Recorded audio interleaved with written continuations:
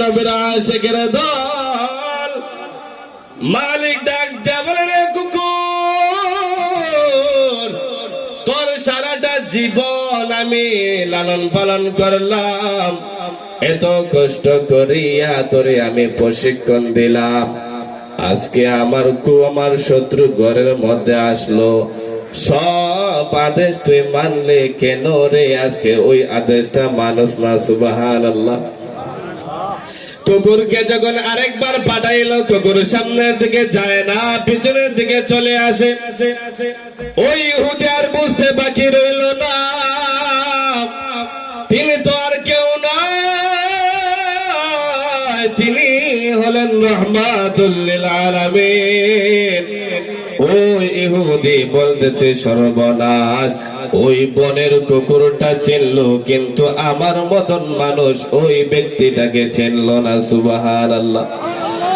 ওই ব্যক্তি ইহুদি মায়ের নবীর কাছে আসিয়া বলতেছে, ইয়া রাসূলুল্লাহ, ইয়া হাবিবাল্লাহ, ওগো আল্লাহর নবী, আমাকে আপনি মাফ করিয়া দেন, আপনার হাতের মধ্যে আমার হাত রাখিয়া আমাকে আপনি কালেমা পড়াইয়া মুসলমান বানায় দেন। সুবহানাল্লাহ।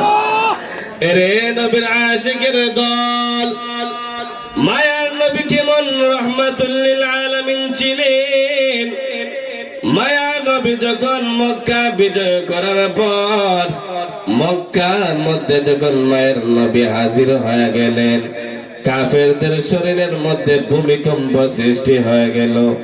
আজকে আমাদের শত্রু তো মক্কা বিজয় করিয়া রাজত্ব চালাইতেছে, তারে যে আমরা এত কষ্ট দিলাম, আজকে মনে হয় মুহাম্মদ আসিয়া আমাদের প্রতিশোধ নেবে, হত্যা করবে।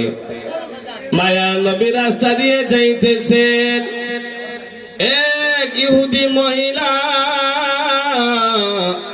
বৃদ্ধ মহিলা, তার আসবাবপত্র নিয়া সিরিয়ার দিকে রওনা হয়ে যাইতেছে। মায়ার নবী রাস্তার মধ্যে বলতেছেন, রে বৃদ্ধা, কয় যাইতেছ এত ভারী একটা বস্তু নিয়া? ওই বৃদ্ধা ডাক দিয়া বলেন, যুবক, মক্কার মধ্যে মুহাম্মদ চলে আসছে, মুহাম্মদের ভয়ে আমি সিরিয়ার দিকে রওনা। মুহাম্মদকে কতই না কষ্ট দিলাম, ওই মুহাম্মদ আমার কাছ থেকে, আমাদের কাছ থেকে প্রতিশোধ নেবে, এর ভয়ে মক্কা ছাড়িয়া আবিসিনিয়ার দিকে রওনা। মায়ার নবী কিছু বললেন না।